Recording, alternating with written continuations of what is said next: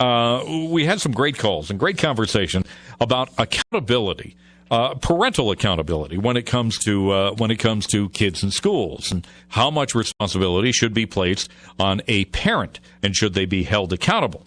Well, the recent surveys have shown that America's trust of Congress right now is at an all-time low. I think the latest poll out there today indicated that, about 9% of Americans are giving Congress an approval rating of 9% right now. That's lowest ever. Barack Obama, as a result of Obamacare and the lies that he told the American public, is down as well. So how, in fact, can we hold our congresswomen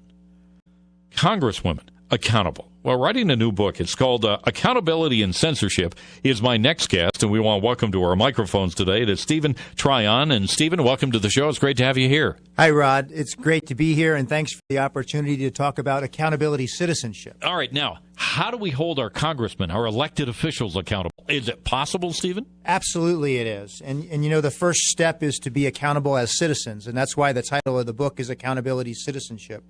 It's because we've changed the way we market and distribute information over the last 50 years.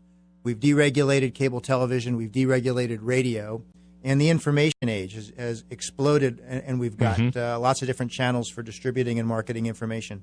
And what's happened is that the way we distribute and market information discourages effective citizenship. So we have to adopt an active stance, and I have a three-step paradigm. That paradigm is to be appropriately positive, appropriately informed, and appropriately engaged. How do you say it discourages citizenship now, and all this, I would think it would increase it because there's so much information out there and easy ways to get it. How does it decrease it, do you think? Well, I work for Overstock.com, so we have an internet website, and we sell things to consumers. And businesses that sell information really are no different. You rely on marketing principles, and you rely on human psychology.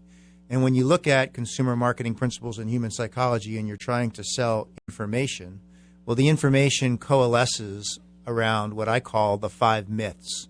And these myths are neither 100% false nor 100% true, but they're presented as if they're true. And if you're a passive consumer of information, which most of us are, then you tend to accept them as true. The 5 myths I talk about and describe in the book: the conspiracy myth, the quality myth, the accountability myth, the complexity myth, and the polarization myth. And you talk about, have we made it too easy with this technology today? I think you were just touching on this a little bit. With all the technology we have, to really almost, Rush Limbaugh calls them low information voters. I tend to call them soundbite voters, because that's what we've become out there, instead of really sinking our teeth into the issues and understanding the issues. And is that what you're saying in the book, is that's what you need to do? That's absolutely the second step. That's being appropriately informed. But being appropriately positive is just being an active consumer. Because if you're a passive consumer, then you've been targeted for a certain type of information that matches your profile. Like it or not, Rod, we all know that based on where we work and what we drive and where we live, we have profiles, and people who sell things, whether it be information or cars, they are aware of those profiles, and they target information that we're going to be comfortable with. It's going to make us feel good. But it's also going to alienate us from people that don't think exactly the same way we do. And that's what we have. That's where we have to step into being appropriately informed, and we have to actively seek a balance. And how do you do that? What steps can you take? Well, what I like to do is if I first have to acknowledge my own bias. And I have views and biases, although I'm proud to say I stayed pretty nonpartisan with accountability citizenship. But you acknowledge your own bias, and then you actively go to the other side to understand why the people that are holding a different view think that way. Because in most cases, those people aren't evil. They're rational people. They just have a different view for some reason. And so you have to try to understand what's the best possible light in which you can understand their thought process. And then, if you can still say, well, I don't agree with that, and here's why, then you're back to a comfortable belief and a defensible belief in your own starting point. But what you might find is that there are some things you hadn't thought about. And it certainly would take some of the animosity and the partisanship out of our dialogue, I believe. Stephen, are you telling me I have to go watch MSNBC now? Is that what you're telling me?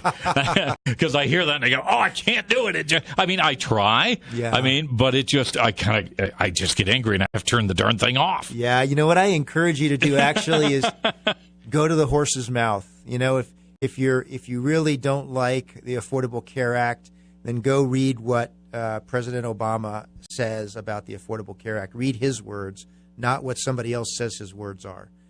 If you don't like what Speaker Boehner was doing about the Affordable Care Act, well, go listen to what Speaker Boehner says about his position on that issue and why he's doing what he's doing.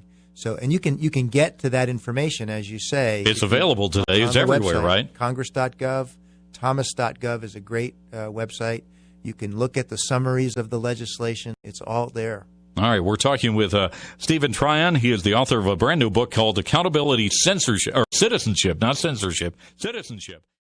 Right now is a gentleman by the name of Stephen Tryon. He has written a book called Accountability and Censorship. And yes, there is a way to hold elected officials to office in Washington accountable to the voters and I. And it begins, as Stephen explained in our last segment, about citizenship. You brought an interesting point up, Stephen. In the U.S. Constitution, you brought up the fact how much time in the Constitution is devoted to Congress and how much time is devoted to the presidency of the United States. Explain that. Well, absolutely. You know, Article 1 of the Constitution is about Congress, the legislative branch.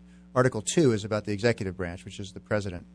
And when you count the words in the Constitution, over 51% of the words in the Constitution are about Congress, and only 23 or 24% of the words are about the presidency. So why does the presidency get so much attention and Congress gets very, very little with what they do each and every day? Well, I think it's easier for the media to focus on the chief executive, right? The president as the chief executive. One target, and it's, again, able to distribute to a mass audience. So we have some of this consumer marketing mentality coming back into play.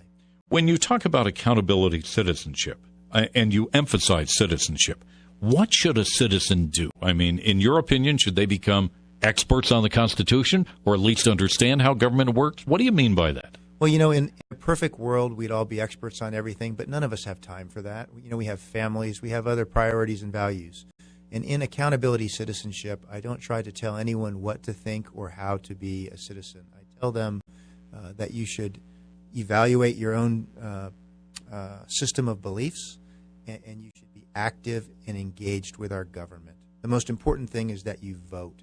If we all participate, with our belief systems and our values, I believe we're going to find a wholesome consensus that's hidden from us now, because when we don't all participate, the people who control the process are the people on the extremes of the left or the right.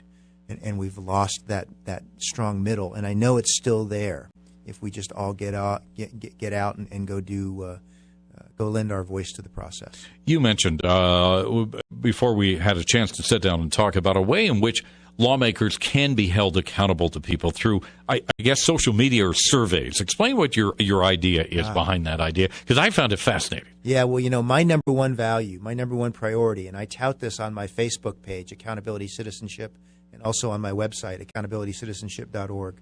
My number one value is something I call transparency. And transparency consists of two things. Number one, I want every member of Congress to take the votesmart.org political courage test. It's a great political courage test. It requires yes or no answers, but it gives some room for some understanding how these people think, and it would allow us to compare members of Congress and candidates with each other.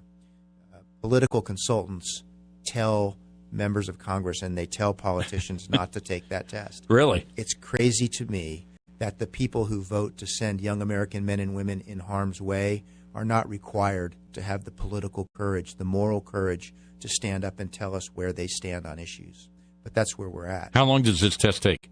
Oh, you know, it's about 3 pages long. So it's a pretty detailed test. It's a good sized test, but it's not something that we couldn't use. Has any lawmaker ever taken it? Yes, in fact, you know, votesmart.org started in 1988. It's a bipartisan or nonpartisan organization.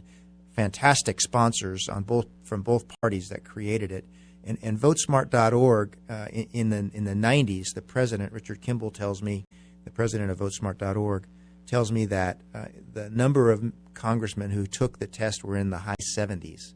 And in the last election, the number that took the test was less than 20%. Wow, bunch of chickens. Yeah.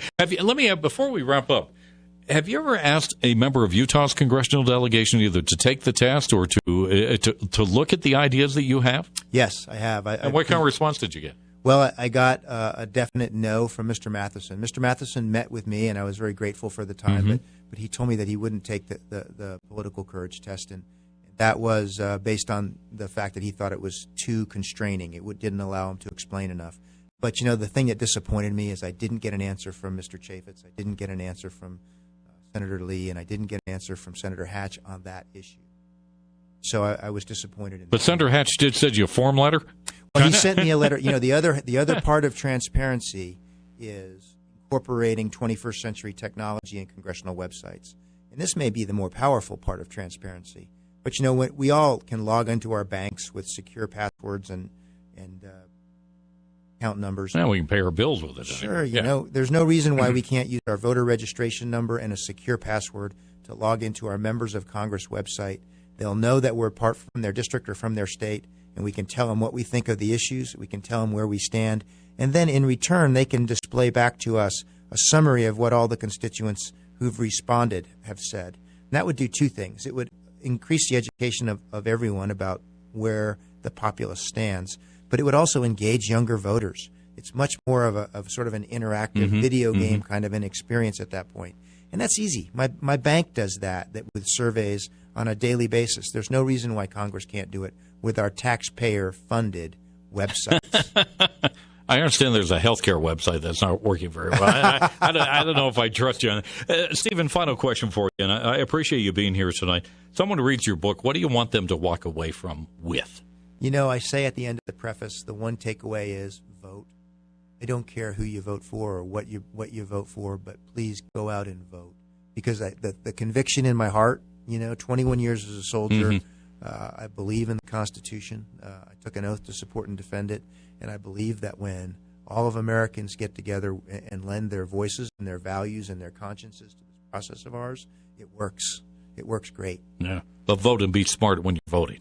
Right. Take a minute and find out what the issues and the candidates are all about. That's right. Stephen, it's been great. Thank you for being with us tonight. We appreciate it. Thank you so much. All right. Stephen Tryon, he is the author of a book called Accountability Citizenship. Fascinating look at things.